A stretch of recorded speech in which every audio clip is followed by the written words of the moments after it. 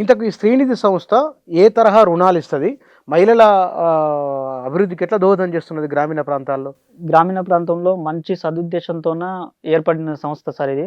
వాళ్ళకు 40,000 నుంచి 10,00,000 వరకు గూడంగా లోన్స్ ఇస్తున్నాము. ఒక గ్రూప్‌కు. ఒక గ్రూప్‌కి.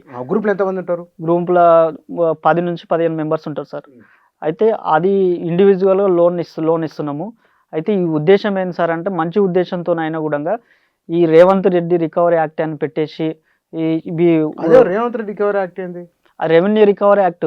కాకపోతే ఈయన విద్యాసాగర్ రెడ్డి రేవంత్ రికవరీ యాక్ట్ అని చెప్పి పెడుతుండు. గవర్నమెంటే ఇది మాకిచ్చింది. ఈ మహిళలు ఎవరైతే కట్టనోళ్ళో వాళ్ళ ముక్కు వెండి వసూలు చేయమని చెప్పేసి రేవంత్ రెడ్డి చెప్పిండని విద్యాసాగర్ రెడ్డి చెప్తుండు. రేవంత్ రెడ్డి ఏం చెప్తుండు కానంటే 1,00,00,000 మందిని కోటీశ్వరులు చేస్తాం, తెలంగాణ ఆడబిడ్డల ఆత్మగౌరవాన్ని మేము కాపాడుతామని ఈయన ఊకదంపుడు ఉపన్యాసాలు రేవంత్ రెడ్డి చేస్తున్నప్పుడు మరి ఈయన కమ్యూనిటీకి సంబంధించిన ఈయన దొంగ మాత్రం ఇట్లా లోపల ఈ 1,00,00,000 మందిని కోటీశ్వరులు చేస్తాను, కోట్ల రూపాయలు వెనక నుంచి విద్యాసాగర్ రెడ్డి నుంచి రేవంత్ రెడ్డి దండుకుంటుంది. దానికి ముఖ్య ఏంటంటే దీన్ని చూసి చూడనట్టు వ్యవహరిస్తుంది సీతక్క గారు. అది కాదు రేవంత్ రెడ్డి అంటే ఇవాళ వచ్చిండు కానీ గత ఆయన 2011 నుంచి ఆయనే ఉన్నాను చెప్తున్నావు కదా. ఆయనే ఉన్నాడు సార్. ఏంటంటే బీఆర్ఎస్ కాంగ్రెస్ రెండు ఒకటే సార్. ఎందుకనంటే అక్కడున్న అక్రమాలు ఈ కాళేశ్వరము కమిషన్ వేసిర్రు, అదెటు పోయిందో తెలియదు. తర్వాత ఇది మన ఫార్ములా 1 కేటీఆర్ మీద వేసిర్రు, అది ఎక్కడ పోయిందో తెలియదు. తర్వాత ఇది కూడా అంతే, వాళ్ళు చేసిన దండలుట్లో వీళ్ళు కూడా భాగం పంచుకుంటున్నారు. ఇప్పుడు బీఆర్ఎస్ గవర్నమెంట్లో ఎవరెవరితో అయితే అక్రమాలు చేయొచ్చని వాళ్ళ అధికారులను పెట్టిర్రో అదే అధికారులను ఇప్పుడు కంటిన్యూ చేసి వీళ్ళే దోచుకుంటున్నారు. అంటే నువ్వు చదువుకుంటే అప్పుడు ఏబీపీలో ఏమన్నా పనిచేసినావు? చేసిన సార్, ఏబీపీలో చేసిన. ఓకే. అయితే రీజన్ ఏంది సార్ అని అంటే అంటే వీళ్ళు కూడా ఒకటే సార్. నేను అసెంబ్లీలో మాట్లాడమని చెప్పేసి నిన్న రామచంద్రరావు సార్ దగ్గరికి 3 సార్లు తిరిగిన. బీజేపీ అధ్యక్షుడు నా ముందరనే ఫోన్ చేసింది సార్, మాట్లాడమని చెప్పిండు. మొత్తం వాళ్ళ కమ్యూనిటీ ఉండదు సార్. అసెంబ్లీలో ఒక్క అక్షరం కూడా దీనిపైన మాట్లాడలేదు సార్. అంటే ఏ పార్టీలో ఉన్నా వాళ్ళ కమ్యూనిటీ అంతా ఒకటే. మనం బీజేపీ ఎమ్మెల్యేలు అందరూ వాళ్ళే, ఆ కమ్యూనిటీకి చెందిన వాళ్ళే. సో దీని విషయం గురించి కూడా చర్చ జరగలేదు అసెంబ్లీలో. కేటీఆర్ రాష్ట్ర పార్టీ అధ్యక్షుడు చెప్పినప్పటికీ 3 సార్లు తిరిగిన, 3 సార్లు 4గోసారి కూడా నిన్న కూడా ఫోన్ చేసిన సార్కి. ఫోన్ చేస్తే నేను చెప్పినాము నాన్న, ఇక మరి దానికి మనం ఏం చేస్తామని అన్నాడు. ఆయన నిజాయితీగానే ఉన్నాడు. ఆయన నిజాయితీగానే ఉన్నాడు, చెప్పిండు. అయితే రీజన్ ఏంటి సార్ అని అంటే అసెంబ్లీలో ఏం మాట్లాడలేదు. కేటీఆర్ గారు పదే మాట్లాడుతూ సీతక్క గారు ఏం చేసినంటే 57,000 కోట్ల రుణాలు ఇచ్చినామని అంటారు. రుణాలు ఎవరైనా ఇస్తారు సార్. రాబోయే ఇంకా 3 నెలల్లో 1,00,000 రుణాలైనా ఇస్తారు. కానీ వడ్డీ లేని రుణాలు ఎవరు ఇవ్వాలి? గవర్నమెంట్ ఇవ్వాలి. ఇప్పటి వరకు శ్రీనిధిలో లోన్ తీసుకున్న మహిళలకు ఒక్క వడ్డీ లేని రుణం ఇవ్వలేదు సార్. అవునా? ఒక్కటి ఇవ్వలేదు. ఇచ్చినాన్ని నిరూపిస్తే సీతక్క గారు నేను అమరవీరుల స్తూపం దగ్గర ముక్కు నేలకు రాస్తా సార్. నేను ఛాలెంజ్ చేస్తున్నా సీతక్క గారికి. కాబట్టి నేనేం చెప్తున్నా సార్ అంటే ఈ మహిళలను వాళ్ళు ₹1 వడ్డీ లేని రుణాలు ఇవ్వలే, కానీ అసెంబ్లీలో మాత్రం మేము ఇచ్చినా అని చెప్పుకుంటారు. ఇప్పటి వరకు 3,800 కోట్ల వడ్డీ లేని రుణాలు ఈ తెలంగాణ మహిళలకు వీళ్ళు బాకీ ఉన్నారు. మేము 1,000 కోట్లు ఇచ్చినామని అంటారు. అప్పుడు 3 కోట్లు ఇచ్చిండ్రు, ఇప్పుడు 300 కోట్లు ఇచ్చిండ్రు, ఇప్పుడు 400 కోట్లు ఇచ్చిండ్రు అని. అవి దేనికి కూడా చాలవు సార్. దగ్గర 65 లక్షల మంది తెలంగాణ ఆడబిడ్డలు మహిళా సంఘాల్లో రిజిస్టర్ అయి ఉన్నారు. వాళ్ళందరూ లోన్ తీసుకుంటారు సార్. ఒక్కొక్కరు 2-3 సార్లు కూడా లోన్ తీసుకుంటారు. వాళ్ళకి ఎట్లా నువ్వు వడ్డీ లేని రుణాలు ఇస్తావు? ఇప్పుడు ఆ మహిళల్లో అందరు ఉన్నారు, అన్ని సామాజిక వర్గాల వారు ఉంటారు. అన్ని సామాజిక వర్గాలు ఉన్నారు సార్. ఇప్పుడు ఈయన పోస్టర్ వేసింది పర్టికులర్ వాళ్ళని గుర్తుపట్టేసింది, అందరూ ఉన్నారు ఆ పోస్టర్లలో. ఏ పోస్టర్ సార్? మీరు ఇందాక అప్పుకట్టిన వాళ్ళ సంఘాలు ఉన్నాయి కదా. అవునవును సార్. అదే ఇవి ఏంటంటే మహిళలని పెట్టిండు, అక్కడ కమ్యూనిటీ పెట్టలేదు. మళ్ళీ ఈ మహిళలు పర్టికులర్ పాయింట్ అవుట్ చేశారు కదా, అందుకే అంటున్నా నేను. మేము ఈయన కమ్యూనిటీ వినను సార్. ఇప్పుడు నేనేమంటున్నా అంటే ఇదే 15 ఇయర్స్ ఒక ఎస్సీనో ఒక బీసీనో ఉండింటే ఈరోజు మన ఛానల్ కాబట్టి నన్ను కూర్చోబెట్టి ఈ సమాజానికి తెలిసేటట్టు చేస్తున్నారు. మన ఛానల్ మన వర్గాల బిడ్డలకు చెందినవని. అదే మెయిన్ స్ట్రీమ్ మీడియా ఎందుకు వస్తలేదు సార్? అదే మెయిన్ స్ట్రీమ్ ఎందుకు రాయలేదు సార్? మీరు చెప్పినప్పుడు నేను TV9 కానీ మన ABN కానీ నేను అవినీతిని సాధించనని రాధాకృష్ణ గారు అని అంటారు కదా, మళ్ళీ నేను అక్రమాలు ఇవన్నీ ఇస్తా. ఆయనకు తొలి పలుకులు ఆయన రాయాలి ఇవి.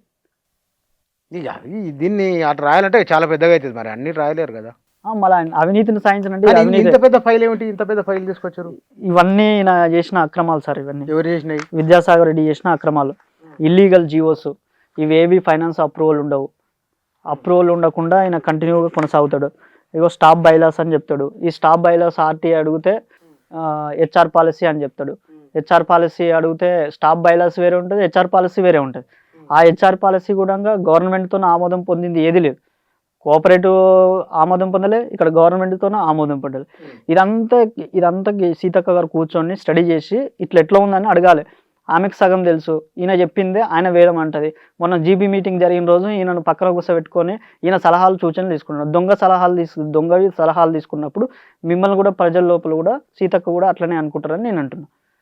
రేపు రాబోయే రోజుల్లో మళ్ళీ రినివల్ ఇస్తే సీతక్క ఇంటి ముందు ఆమరణ నిరాహార దీక్ష చేస్తాం. అంటే ఇక్కడ నాకు అర్థం కానీ ఇప్పుడు ఎక్కడ పని చేస్తాం సీతక్క ఇంటి ముందు? సీతక్క ఇంటి ముందు ఆమరణ నిరాహార దీక్ష చేస్తాం. ఒకవేళ అట్లనే కంటిన్యూ చేసిండ్రు అనుకో, ములుగుల పోస్టర్లు వేస్తాం, ములుగుల గల్లీకి తిరుగుతాం, మహిళా సంఘాల మీటింగ్లు పెడతాం, మీ సొమ్మంతా దోచుకుపోతున్నారు వీళ్ళని చెప్పి ప్రచారం చేసి రాబోయే రోజుల్లో సీతక్కను ఓడగొడతాం.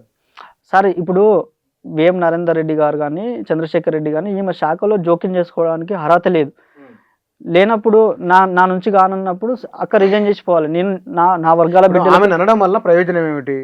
ప్రయోజనం ఏంటంటే సీతక్క మాట్లాడిన మొత్తం దాంట్లో ఒక సోషల్ అవేర్నెస్తో మాట్లాడుతున్నప్పుడు ఆమె వచ్చింది ఆదివాసి నుంచి మొట్టమొదటి మహిళా మంత్రి. నిజంగానే ఆమె చెప్పినట్లు ఈయన డామినేట్ చేయగల శక్తి ఉంటుందా? ఉండదు సార్. నేనేమంటున్నా అంటే మనకు న్యాయం చేయకపోయినా సరే నేను ఇంత మాట్లాడుతూ ఉన్నా అక్క నా మీద ఒక కేసు పెట్టలేదు.